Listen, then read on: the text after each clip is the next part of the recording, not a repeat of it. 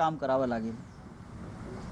आत्ताच मी संपर्क प्रमुख आणि उपनेते संजय सावंत यांच्याशी बोलत होतो।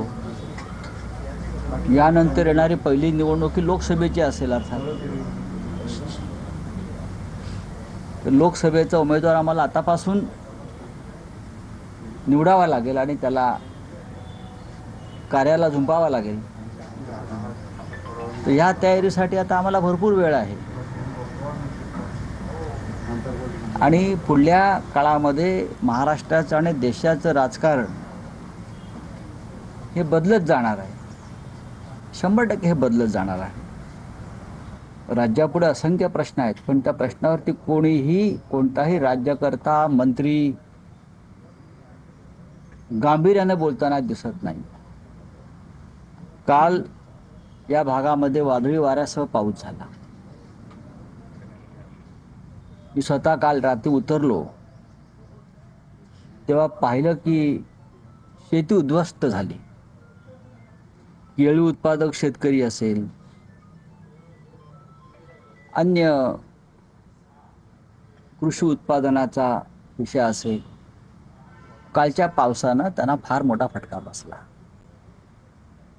पण अजूनही खरं म्हणजे तात्काळ सरकारकडून किंवा इकडल्या पालकमंत्र्याकडून, इकडल्या जिल्ह्यातल्या आमदारांकडून त्याच्यावरती तात्काळ संवेदना व्यक्त करणं गरजेचं असतं।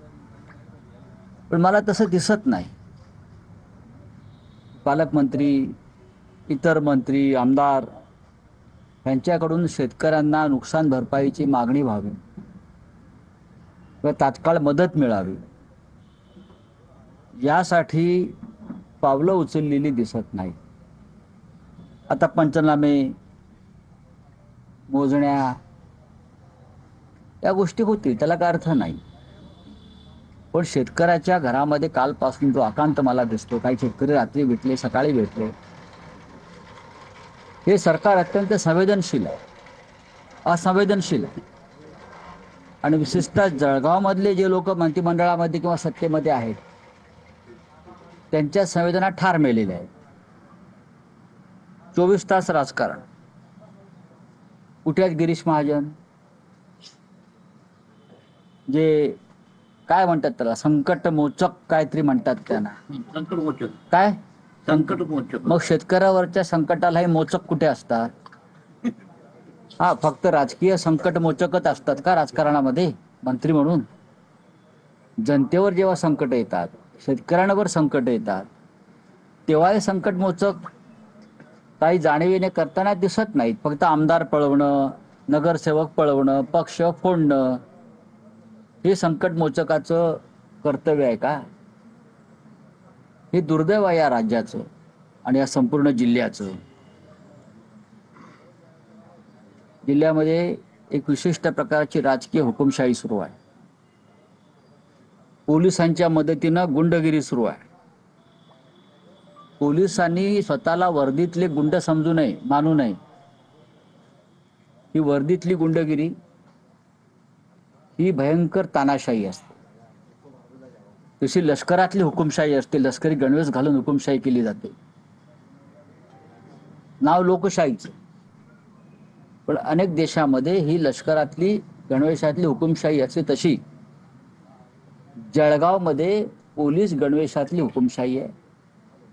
आणि त्याचा वापर, त्या पोलिसांचा वापर विरोधकांचा, राजकीय विरोधकांचा आवाज दडपण्यासाठी सत्ताधारी पक्षाचे पालकमंत्री आणि आमदार करत असतात, मंत्री करत असतात। हळूहळू तुमचाही भर ओसरणार आहे आणि हे चित्र स्पष्ट दिसतंय। माझ्या माहितीप्रमाणे महत्वाची बातमी, मुक्ताईनगरमध्ये अवकाळी पाऊस आणि गारपिटीमुळे शेतकऱ्यांचं मोठ्या प्रमाणात नुकसान झालंय। बघा, केळी, ज्वारी, मका आणि गहू पिकांचं मोठ्या प्रमाणात नुकसान झालेलं आहे। भुसावळ, बोदवड, रावेर आणि चोपडा तालुक्यांना देखील गारपिटीचा तसाच फटका बसलेला आहे। तातडीने नुकसानीचे पंचनामे करा आणि शेतकऱ्यांना नुकसान भरपाई द्या, ही मागणी